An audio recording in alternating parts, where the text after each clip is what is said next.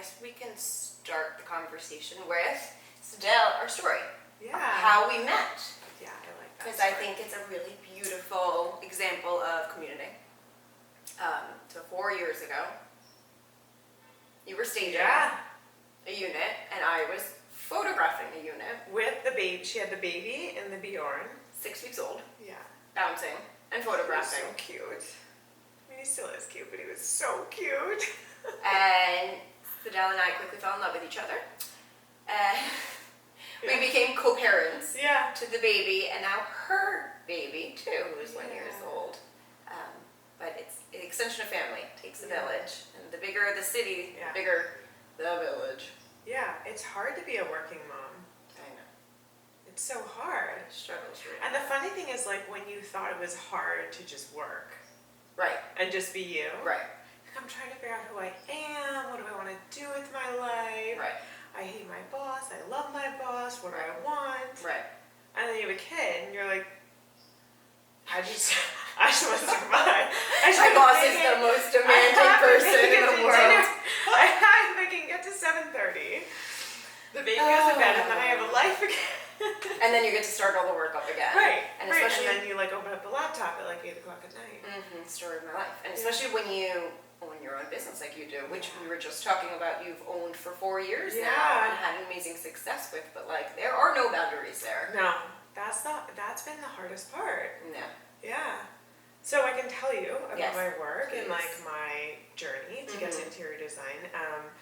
I actually am classically trained as a fashion designer, which is, we swear we met like in a past life. Yeah. Fashion That was, I think that was our first common thread, was we both came from and were jaded by the fashion world. Yeah.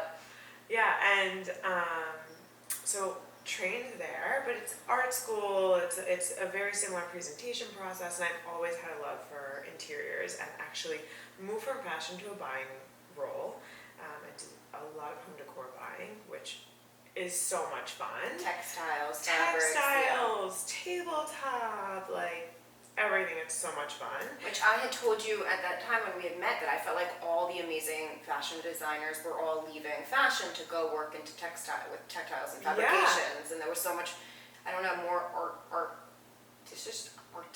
artistry happening there. Yeah, I mean, there was a craft really that and was there's getting a developed. longevity, right, to interiors, right, that doesn't exist in fashion, unfortunately. Like, we are getting to a better place as people were wearing things more, but especially when I was leaving the fashion industry, it was like a one-time, it was a very disposable world. So you were wearing things 1 or 2 times to a big event, and that was it. Like these expensive evening gowns, people weren't wearing them more than once. And so I think a lot of artists and designers were looking to interiors as a more sustainable career for the longevity, and therefore the investment people would make in their home. And I think that making an investment in your home is so important, and I've always believed that, like, this is where you go home at the end of the day. This is your sanctuary. This is where you have a family, and no matter like what's happening outside the 4 walls of your home, you can build peace and calm and love in your home. Right. And I think that's really, really, I do believe in that, and that's part of why I said, like, this is my next step. How do I make this my career and my world? And so I started just by talking to friends about what they want in their home. And I'm gonna pause you for 1 second. Yeah. Only because this is, and they'll cut this out. Okay. Sorry. I'm supposed to Oh, do this one. so much smart, so smart. Sorry. Okay. You're gonna start that and then whole sentence again. Okay. Time. Take 2. Go. So I started my work while I was still a buyer, talking to close friends. What do you need in your home? What are you looking for? And it could be as simple as like trying to understand the layout of a space better, or needing the right curtains, not knowing where to go next. And I started doing these small pro bono projects, and then realizing what I could charge for them. Yeah. And in a very careful way, testing that market too. Yeah. And then taking a leap of faith. Like, I just have to do this. If I'm gonna do this, I just have to do it and see what happens. And that first time that your side hustle becomes your main hustle in a Yeah. way, and you jump in, it's not an easy thing to do. It's not easy, but I also think that, like, you have to go for it. Right. it's always just kind of, like, you can't give 100%. Yeah. And you have to give 100%. You have to go in all the way with all of your heart, all of your time, and see what you can make of it. Yeah. Right? And I'm really fortunate that it worked out. Yeah. You know, that part of what I believe is also on like marketing yourself to your neighborhood, to your community, and trying to become a staple in the neighborhood. So if somebody's looking for an interior designer, my hope is through word of mouth or through fundraisers or local marketing and advertising that people know my name because they see it becomes familiar. Yeah. So I think familiarity and getting to know your friends and neighbors is so important. Yeah. And I think that ties really nicely into finding home. Yeah, 100%. Just like looking out for each other and getting to know each other and getting to know your local community of vendors and so self-starters, really.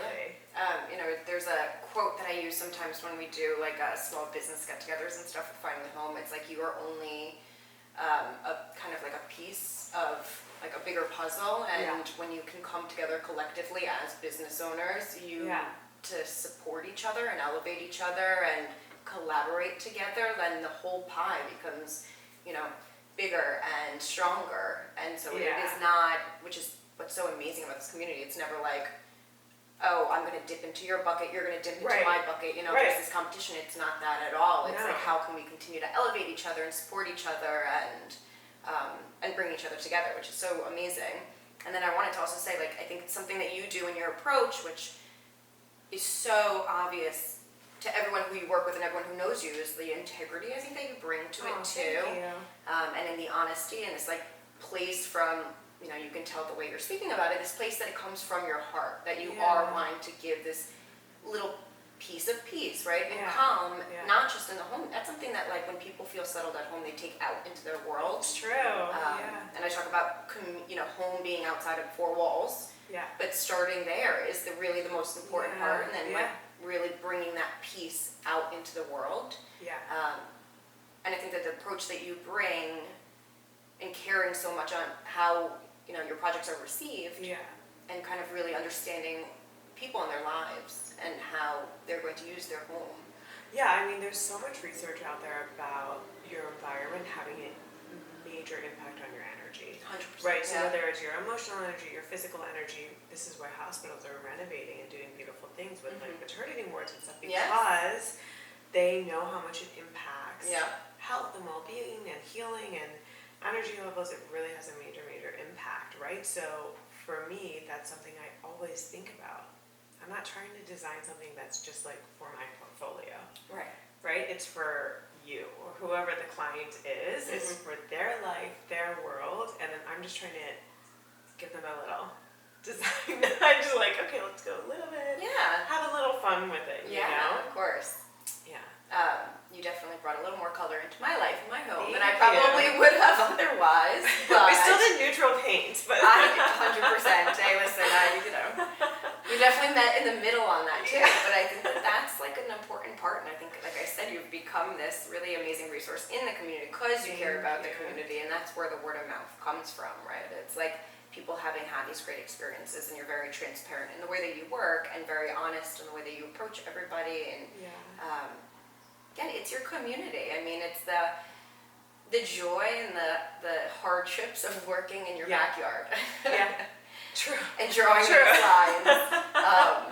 But you have to, you live here, you raise your children here, you have your family here, and so you cannot feel like you can never do wrong in a sense, or do wrong in a sense, coming from somebody who has such like a high level of like what the right thing to do is and more compass, I'm saying, but it's been... No, it is hard, like the boundary thing, Yeah. right? Because now that I have a daughter, I have to really set up these like fine boundaries about I'm working, I'm not working. Yeah. And so when I take her to the park, I obviously am going to run into clients, you Yeah. know? It just happens. And so I have to, it's something new I'm learning. How do I say, what's happening with your like living room? I'm so excited. I heard there was construction today, and I wasn't able to be there because that was my day with my daughter. And so it's really, really, it's a new learning curve, which is exciting too. but it's a challenge. It's like with every job now I have to figure out my own next challenge because I don't have a boss to like guide me. This is what you do, that's what you do. Isn't that the hardest part when you are your own boss? Yeah. Right. I joke, I'm like, I'm the worst boss for myself, yeah. and I am my bottleneck, and I am so demanding, and what are these expectations? She asked me to work all weekend. Where should come with these ideas? God. No, it's true. It's hard to draw that. You try in the world to be like, all right, I'm out in the world now. Yeah. But again, even if you see other friends with businesses too, you're like, how's your business? How's your business? Yeah. And all of a sudden you're having this like collaborative conversation, and your kids are like, they're like, we should do a project. Yeah, like rolling down the slide or something. I know your kid's like, Mama, like, don't eat that leaf, you know. But when you find such great joy in it too, it doesn't feel like work, right? That's so true. It's hard to. That's really true.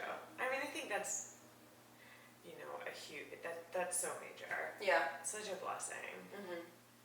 And a curse. Oh, maybe. Yeah. And I think what's very interesting about the scope of work that you've done and do is that you've worked on historic places like this that are so much different than brand new beautiful condo, you know, or the loft spaces that you've done too. It's like you approach everyone, but everyone has its own integrity in a sense. Yeah, I mean, my number one tip is like when you walk into the room, you want to feel like you're walking into the room, not like you're blocked by a couch or you just want to feel like the furniture is welcoming you. Does that make sense? Yes. That like you walk in and it's like, I could sit there, I could sit here, I can like, you just want to feel like there's room to move. So however you have to do that, whether you're hiding baskets underneath the couch. Don't give my secrets away. Oh, sorry. Or you're like, you know, just declutter certain spaces. Yeah. We don't need as much stuff as we think. Yeah. You know, so try to part with things.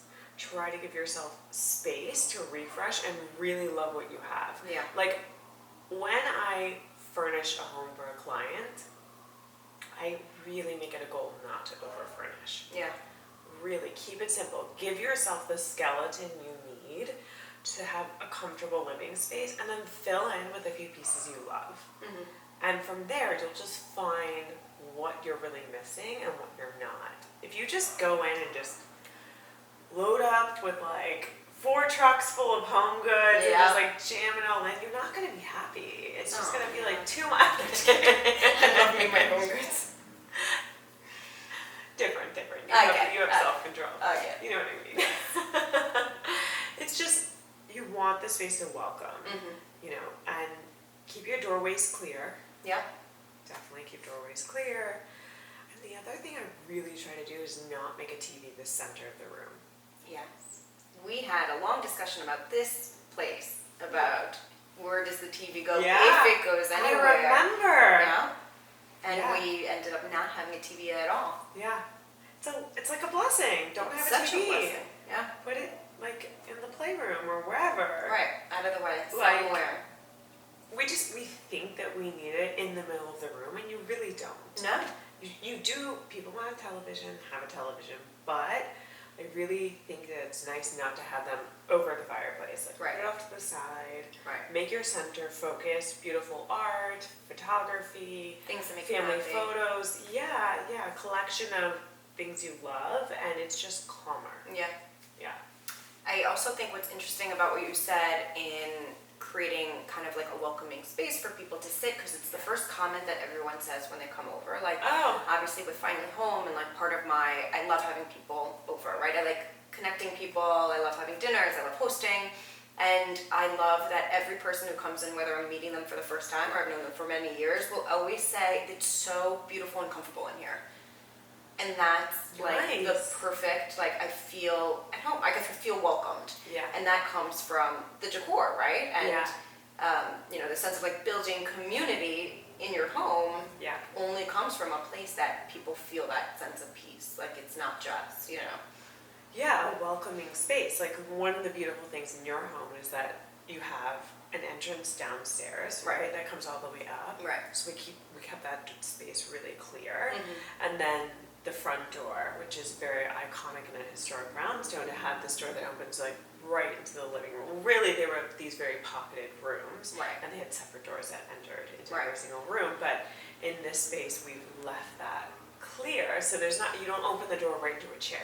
Right. Nothing's gonna make you more crazy than like seeing the back of something when you're walking. Every time you open the door. Uh-huh. And then like you're yelling at your husband, stop hitting that expensive chair. And he's like, I hate this chair. Not in this case, it wasn't so expensive. Don't look at the bonus. Yeah. You know what I mean. Oh goodness. Yes. And I really appreciate it too. Speaking of the chairs, we took so much time to pick the perfect chair. There wasn't this pressure, I think, for you to be like, we have to be done with this project. It's like, let's sit on it for a little bit. Let's see what comes up. Let's find the perfect thing, Totally. Which I think is a nice, differentiator than some people who would take a project like this on and be like, all right, here's my scope and let's be done. Yeah. When you're like, we're going to sit on this for a little bit. Let's see how everything else fits and then figure it out. I have clients I work with for 6 weeks, and I have clients I work with for 3 years. Yeah. So it just depends what you need and what your home calls for, and also personally what you want. And I think that's a really good conversation to have up front if you're working with an interior designer, an architect, a contractor, whoever you're working with.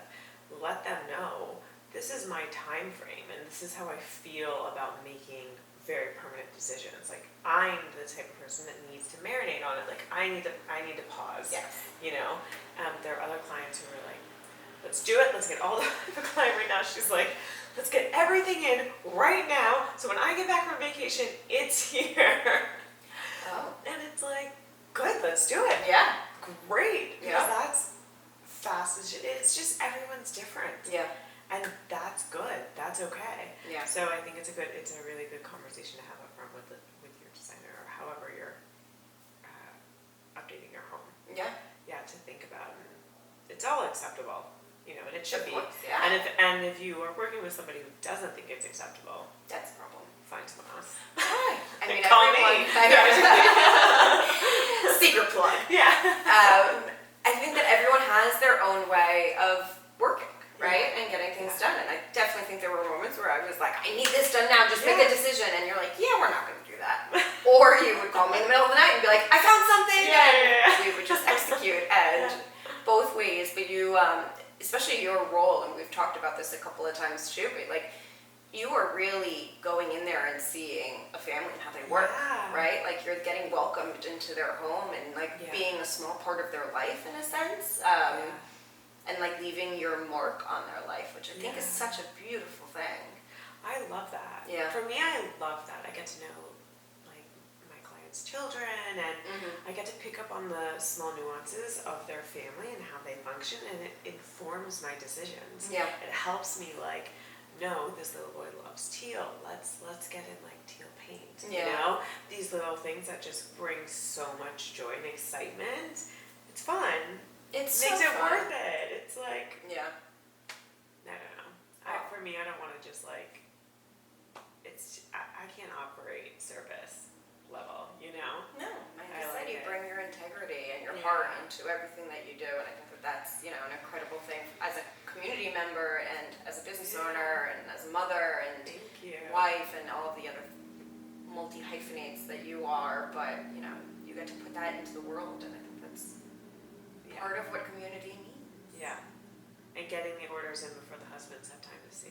True story. Yeah. Half the charge on one card, the other half. Secretly secret goes card. later. The hidden card.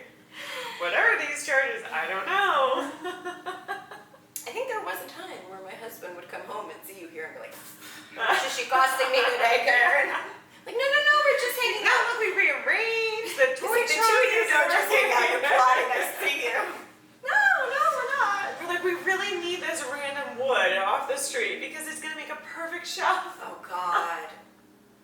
Yeah, that's a community story. We're going to do that as our last little tidbit, but we were looking for the perfect wood shelf. And it had to be authentic, raw, and we, meaning Sydelle and I, we meaning my friend, we didn't get any help. No. So we found a beam on a construction site on a building that was getting torn down on Newark Avenue. Yeah. and we asked the workers if we could have the beam, and then proceeded to carry this 12-foot beam, like 12-foot beam to the house. Yeah. All the down way. the street. With our purses, sandals. It was summer. Yeah. It was, very dirty beam. It came coming straight off of a bunch of surface. So we bring it back, and we're like, where are we gonna put it? We were so proud of ourselves. Where are we gonna put it now? Yeah. And your husband was like, no. Got such a hard veto. Well, I think what had actually happened was we picked up like a classic 2x4 from Yeah. Home Depot that had just looks been amazing. It's so beat well up for so distressed. many years. Yeah, I think they were like, you could just go buy a plank of wood now and drag it behind your car, and it would have the same effect. So somebody should do that. Someone should. I actually, no joke, I think that plank of wood is still downstairs in my basement, though. I think we did manage to bring it to the basement. Let's put it in. Let's give you some new shelving. It's just out of principle. Somebody else's torn down building is now my new kitchen shelf. Thank you. This was fun. Thank you for coming and talking. And I'm so happy that we get to share a little bit about your story, a little bit about you. And Sydelle Interiors, always around town, but don't talk to her about work at the park. Yeah.